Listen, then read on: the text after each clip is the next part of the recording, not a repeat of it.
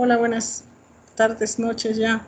Perdón el día de hoy que no pudimos tener la clase por streaming en directo porque falló la plataforma de la universidad desde la mañana, no funcionó Eminus y Teams.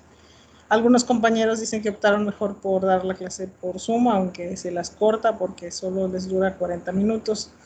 Bueno, yo decidí seguirme peleando con la computadora y cuando vi que no pude, pues lo grabé una parte de la clase, la subí, está en Eminus, ahí pueden ver, y el material también que está cargado, de hecho ya hay una actividad. Y esto que les voy a dar ahora en este momento que ya está funcionando Teams, afortunadamente, pues les grabo lo que tendríamos que haber visto la clase de hoy. Les quiero decir que vamos a implementar un foro, vamos a usar el foro de Teams para dudas, para preguntas, para cuando no podamos tener la clase así en directo y tenga que grabarla y subirla, pues entonces obviamente pues les van a surgir dudas que no les voy a poder responder más que a través de ese foro, y para eso pues lo vamos a usar en Teams. Ustedes siéntanse libres de escribir y preguntar las dudas que tengan, y allí pues las que sean en común las contestaré en común para todos, o incluso si es necesario grabaré un video en donde les responda a todas sus preguntas. No hay problema por eso, para que quede muy clara la clase, pero es que estas cosas que suceden son ajenas a uno. Fallaron todas las plataformas de la universidad del día de hoy, colapsó todo. Pero bueno, entonces ya sin más explicaciones vamos a hablar sobre lo que les quería decir el día de hoy, y les voy a compartir aquí el contenido en pantalla. Estoy abriendo, cargando, y bueno, ustedes en Eminus habrán visto que hay unos archivos en donde ustedes pueden ver material que les subí, son archivos en PDF. Bueno, dentro de estos archivos en PDF tienen este que es de un libro de virología veterinaria, que la verdad es que para las unidades sirve perfectamente bien porque un virus es un virus, no hay gran diferencia. Y bueno, entonces como vamos a ver lo que qué es un virus, sus características, yo ya en el video anterior les comenté que un virus es una partícula química infecciosa y que está justo en la frontera de lo vivo y lo muerto, lo que no tiene vida. Y vimos en qué sí se parece a un organismo y en qué a un ser biológico, digámoslo así, y en qué no se parece. Pero bueno, vamos a ver un poquito más. Aquí lo pueden ver ustedes, está en Eminus, está el cargado del archivo, y también tenemos es el mismo, perdón. Y tenemos este otro, que está en el capítulo 4, naturaleza de los virus, y aquí hay generalidades. ¿Y qué es lo que tratan los dos prácticamente? Bueno, les habla sobre lo que es un virus y lo que es un virión, ¿ok? El virión, acuérdense, es lo mismo que un virus, solo que el virión es cuando está afuera de la célula hospedadora, mientras está dentro, pues es un virus. Y habla de sus características, sus generalidades, que ya las vimos, que químicamente es material genético, DNA o RNA, sencillo o de doble cadena, cubierto por una cápside proteica, y algunos virus tienen una envoltura, que son los virus con envoltura, que esa envoltura se la roban prácticamente, se la llevan de la célula a la que infectan. ¿Ok? Básicamente eso es. Y aquí tenemos, por ejemplo, dos esquemas, uno de un virus desnudo a su izquierda, y a su derecha, el B, es un virus envuelto como es el de la influenza. ¿Ok? Entonces podemos ver, vamos a agrandar la imagen un poco para que ustedes vean. Vamos a ver uno por uno. Por ejemplo, el desnudo, pues aquí está el material genético, aquí lo pueden ver en su interior, mientras que en el exterior, todas estas estructuras que son simétricas son proteínas, y estas proteínas forman lo que se le llama la cápside o cubierta. Y acá tenemos otro virus, que ustedes pueden ver que tienen el material genético, en este caso hecho por RNA, tienen su envoltura de proteínas, pero aparte en el exterior tienen una membrana. En la membrana pues tienen receptores, tienen proteínas, aquí está neuroamilidasa, la hemaglutinina, etcétera, etcétera. Bueno, esto es y esta envoltura, ¿de dónde la obtuvo? Pues se la lleva después de que infecta una célula hospedadora. ¿Okay? Este es un adenovirus. Y aquí tenemos entonces, básicamente desde el punto de vista químico, pues es esto, un virus o virión, como le quieran llamar. Su simetría, pues sí tienen son simétricos, la verdad es que sí, la organización de la cápside viral tiene simetría y eso se ha estudiado por cromatografía, por refracción de rayos X, etc. Bueno, hacen primero ultracentrifugación, ¿no? Y pues tienen varias estructuras de tetraedros, octaedros, dodecaedros, icosaedros, es decir, de 20 caras triangulares. ¿Okay? Ejemplos de estos son los virus desnudos de la poliomielitis o los adenovirus. Los herpesvirus y togavirus son virus con simetría icosaédrica y recubiertos por una envoltura. Bueno, pero vamos a ver este otro archivo, que es de virología veterinaria, prácticamente viene lo mismo. Entonces aquí vienen las generalidades, o sea, las características de un virus. Mucho más pequeño que una célula. Tienen estructura simple y estática, no tienen un sistema metabólico propio, dependen de la maquinaria de la célula hospedera para su replicación, por eso son parásitos intracelulares estrictos, tienen genomas de DNA o RNA, no tienen ribosomas ni otros factores necesarios para la producción de proteínas, por lo tanto dependen de la célula hospedera para la producción de sus proteínas virales. Sus genomas tienen información mínima que se asegura lo siguiente. Por un lado, la replicación del genoma y su empaquetamiento. 2, la producción de las proteínas virales. Y 3, subvertir funciones celulares para permitir la producción de viriones. Bueno, estructura viral, ¿de qué habla también?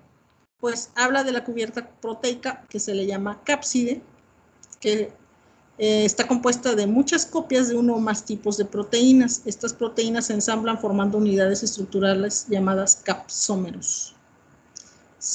Y en el interior pues está el ácido nucleico. A la suma del ácido nucleico más la cápside se le llama nucleocápside. ¿Ok?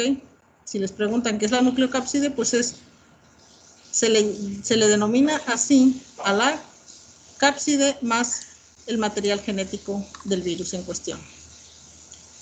Bueno, hay virus que tienen DNA de cadena sencilla o RNA de cadena sencilla y hay virus que tienen RNA o DNA de cadena doble. Bueno, y algunos virus con envoltura tienen la membrana externa que rodea la nucleocápsides y esta envoltura se deriva de membranas de la célula hospedera. Pueden ser del núcleo, la membrana, puede ser del aparato de Golgi, puede ser del retículo endoplasmático o también incluso de la membrana plasmática, la membrana externa de la célula. Y obviamente pues tiene la misma composición que una membrana que vieron ustedes en su curso de biología celular, exactamente igual, y tiene proteínas insertadas en ellas, proteínas que son codificadas por algunas de estas por el virus. Bueno, algunos tienen colas complejas que están formadas de proteínas que les sirven para anclarse o penetrar su genoma en la célula hospedera. Ok, aquí tienen diferentes estructuras de viriones, no envuelto con cápside icosaédrica, envuelto con cápside helicoidal, aquí tienen este. Este es como en forma espiral, el del virus del ébola tiene esta forma. Vamos a ampliarlo un poquito más. Bueno, y entonces, ¿qué más podemos ver? El genoma viral, pues ya se los dije yo, o es de DNA o es de RNA, una sola hebra o 2 hebras. ¿Ok? Eso es todo. No hay mayor complicación. Según el grupo viral, pues es el tipo de genoma que tiene. Tiene sentido positivo y sentido negativo. Esto lo vamos a ver cuando veamos cómo es el proceso de replicación.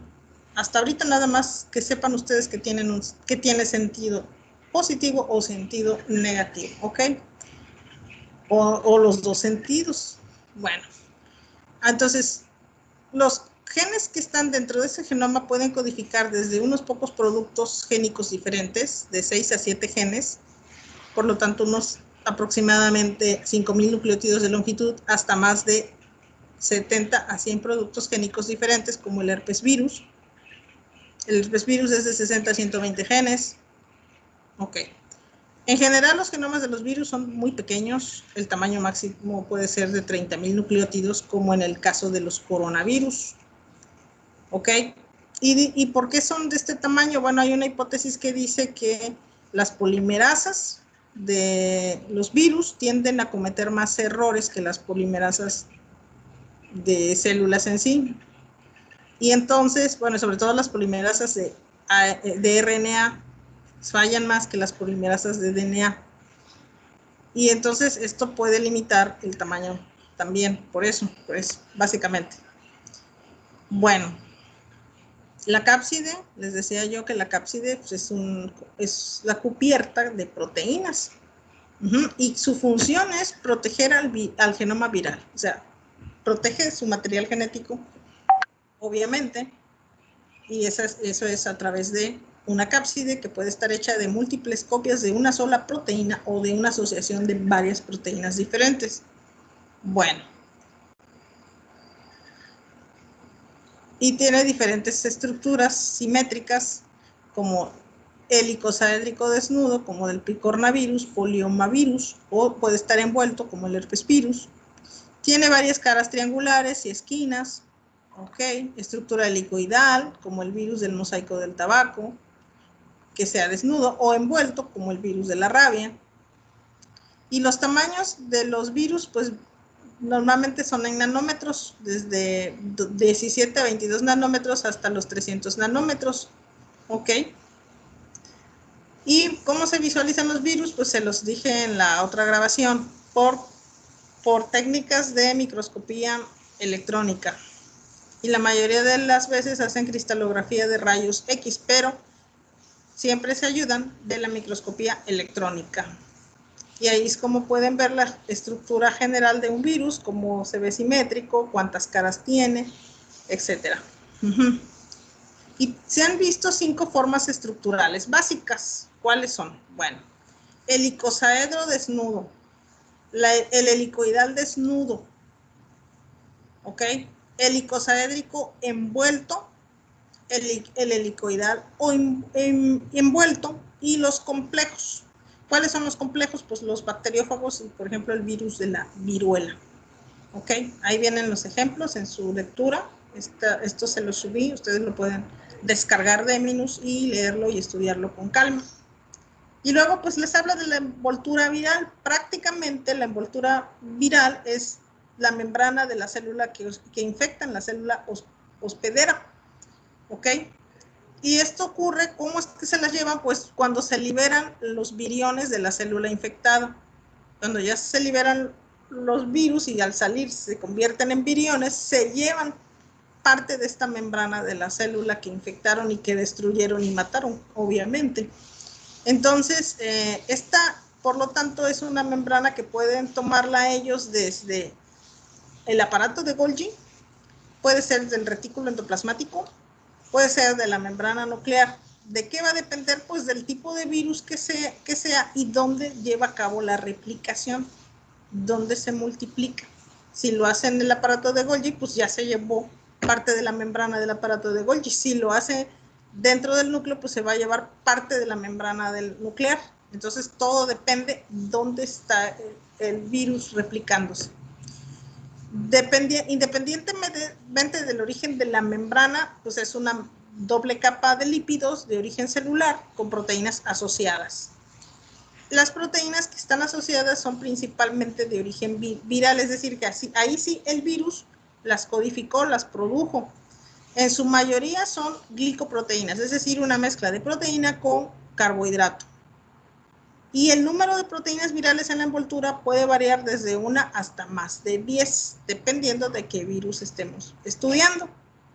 Ok, ¿para qué les sirven las glicoproteínas de la envoltura viral? Bueno, pues les va a servir sobre todo para que el virión se pueda unir a la célula blanco, es decir, a la célula que va a infectar, a donde va a penetrar y con la que se va a fusionar en sí. Entonces, esta es una de las principales funciones, el reconocimiento y anclaje de esa glicoproteína, a través de esa glicoproteína, por una célula hospedadora, que es a donde va a ir a atacar.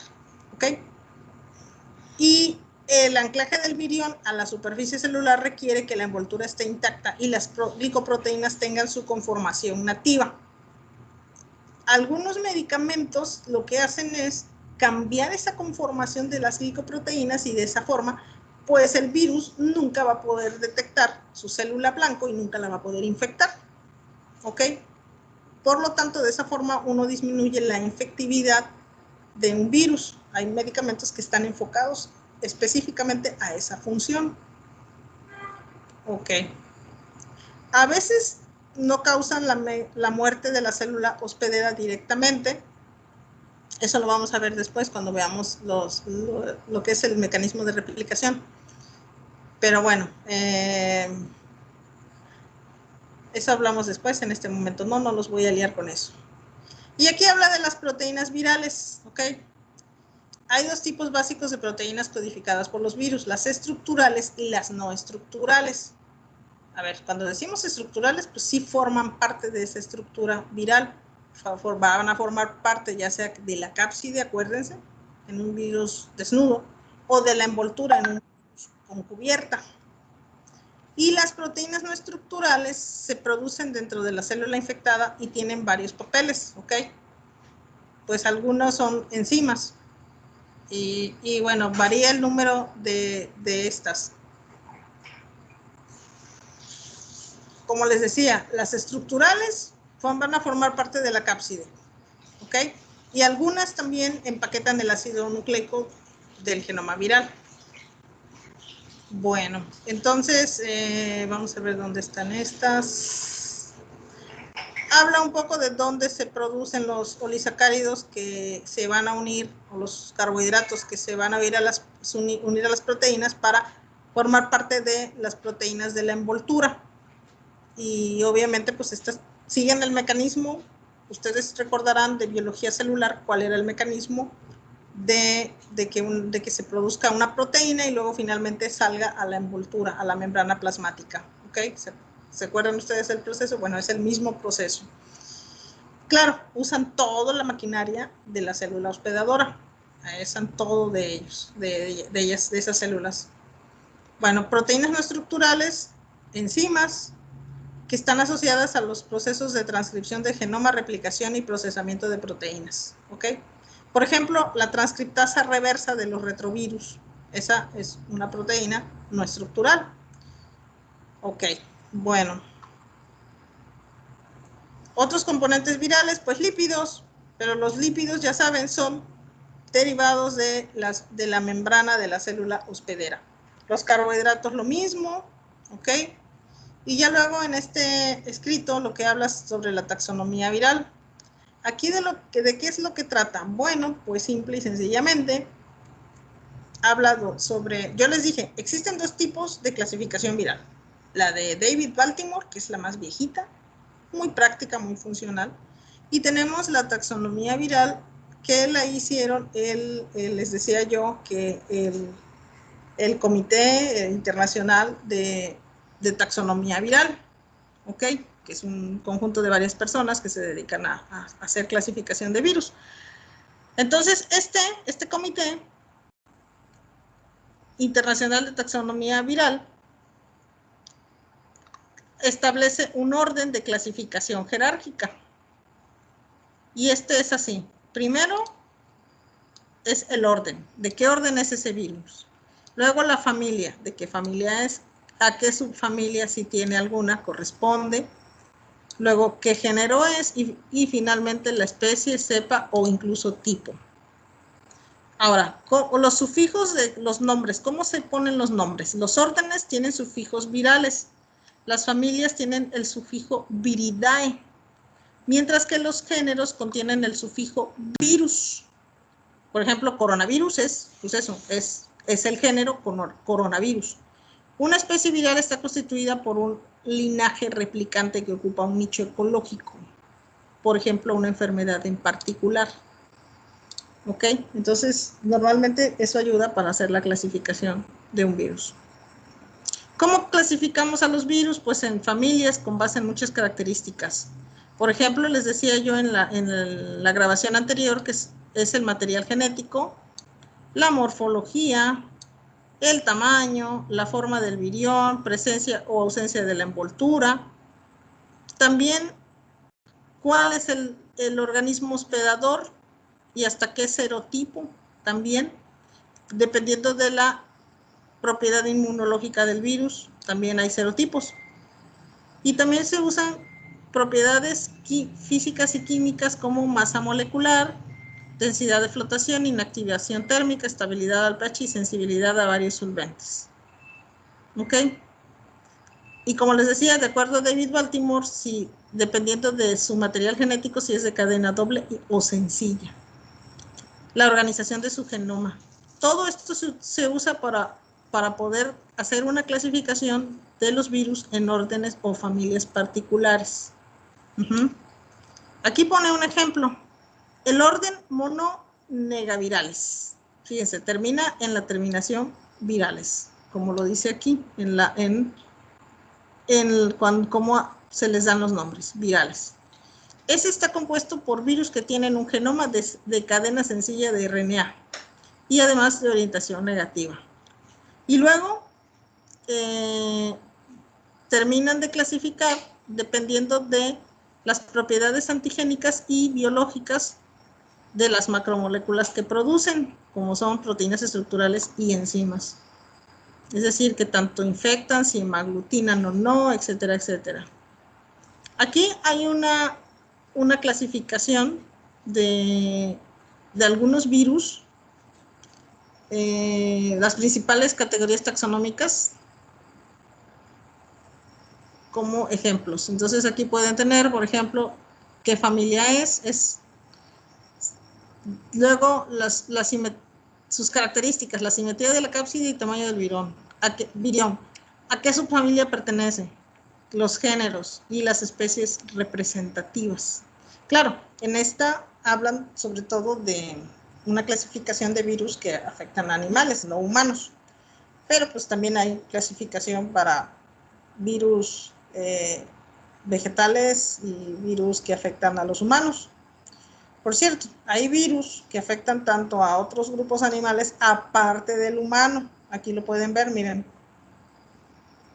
Esta familia Herpes viridae, y aquí tienen varias especies, y entre ellas está el herpes virus humano 1, el herpes virus humano 3. ¿Se dieron cuenta? Y está relacionado con un herpes virus que es de gallos, por cierto. Aquí lo pueden ver. Bueno, entonces, aquí tenemos virus de DNA de cadena doble. Aquí están los de virus de ADN de cadena sencilla, algunos.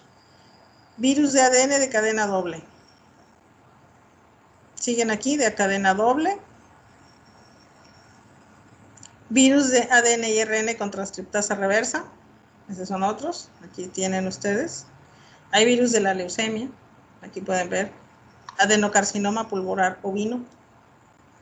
Hepatitis también les da a los patos. Hepatitis no nada más a nosotros. Aquí pueden ver. Hepatitis B. Virus de la leucemia bovina y el de la leucemia felina, por cierto hay vacuna contra esos virus, se las pueden poner ustedes a sus mascotas, por ejemplo. Y aquí tienen virus de RNA de cadena doble, también aquí vienen varios tipos de virus, de cadena sencilla, RNA de cadena sencilla, sentido negativo. Como pueden ver, aquí está el virus del moquillo canino y el virus del sarampión. Ya se dieron cuenta las especies representativas, pero pertenecen a la misma familia, a la misma subfamilia, y aquí están los géneros, el mismo género, pero pues diferente especie. Este nos afecta a nosotros, este le afecta al pobre perro. ¿Ya se dieron cuenta?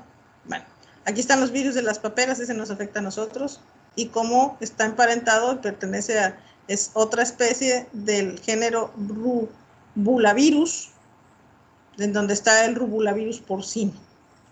Entonces, pues a veces la división entre un virus y otro es muy fina, ¿eh? La barrera entre un... Por eso es que puede ser que el virus mute e infecte a un humano o al revés, mute e infecte del humano a alguna otra especie animal. Como se pueden dar cuenta, porque pues sí están muy cercanas sus estructuras genómicas y su clasificación, los colocan en los mismos géneros diferentes especies. Aquí los pueden ver todos los demás, los más representativos. Aquí está el rinovirus humano A, ok, también que es un picornavirus, etcétera, etcétera. Bueno, la lista está bastante larga, no me voy a detener a ver uno por uno, pero bueno, me interesa que sí lo comprendan, lo entiendan cómo es la clasificación y esto sí me interesa que lo sepan. Hay algo que quería yo comentar con ustedes es sobre el concepto de prión. ¿Qué es un prión? Ustedes habrán escuchado alguna vez en su vida o habrán leído sobre los priones. Los priones no son considerados virus, ¿sí? ¿Ok? Pero son partículas proteicas infecciosas asociadas con encefalopatías espongiformes transmisibles. Hay en humanos y hay en animales, ¿ok? En humanos está esta enfermedad, aquí está. En ovejas está esta que es Scrappy. Y en bovinos, pues tenemos también la enfermedad de las vacas locas, que es encefalopatía espongiforme bovina, ¿ok? Bueno, ¿estos qué son? Bueno, ¿cuál es la diferencia? Que aquí no tienen material genético, no tienen nada, son aquí lo dice, partículas proteicas infecciosas. No tienen otra cosa, no tienen material genético, no hay genoma allí y tampoco tienen una envoltura, una membrana lipídica, solo son proteínas que son infecciosas. ¿Cómo funcionan exactamente? No se sabe bien a la fecha, pero sí causan enfermedades. Y lo que observan cuando estudian el tejido cerebral es acumulación de fibrillas y placas amiloideas. Y estas están asociadas a proteínas de los priones. Se caracterizan estas enfermedades por pérdida del control motor, demencia, parálisis, desgaste y eventualmente la muerte. ¿Ok? Los detalles de la patogenia son en su mayoría desconocidos. Pero ojo, un prión es todavía una partícula más pequeña que un virus o un virión y además solo es proteína infecciosa. ¿Cómo actúa? Pues no se sabe, pero sí causa una enfermedad. Eso era lo que quería nada más señalarles con respecto a esta presentación y ya sería todo. Con esto terminaríamos este tema. Y ya para la siguiente semana pues vemos el que sigue en el programa. Hay una actividad ya que ustedes pueden ir. Hay una actividad que ustedes pueden ir ya pues bien haciendo. Pueden descargarla ya de Minus e irla haciendo. Y complementenlo con esto que vimos en clase, aunque sea grabado. No hubo otra forma de hacerlo. Bueno, dudas, preguntas en el foro. Si muchos dudan todavía, pues se puede alargar el tiempo de entrega de la actividad, pero necesito que pregunten en el foro para que yo sepa qué cosas no hayan entendido bien, ¿de acuerdo? Bueno, hasta luego.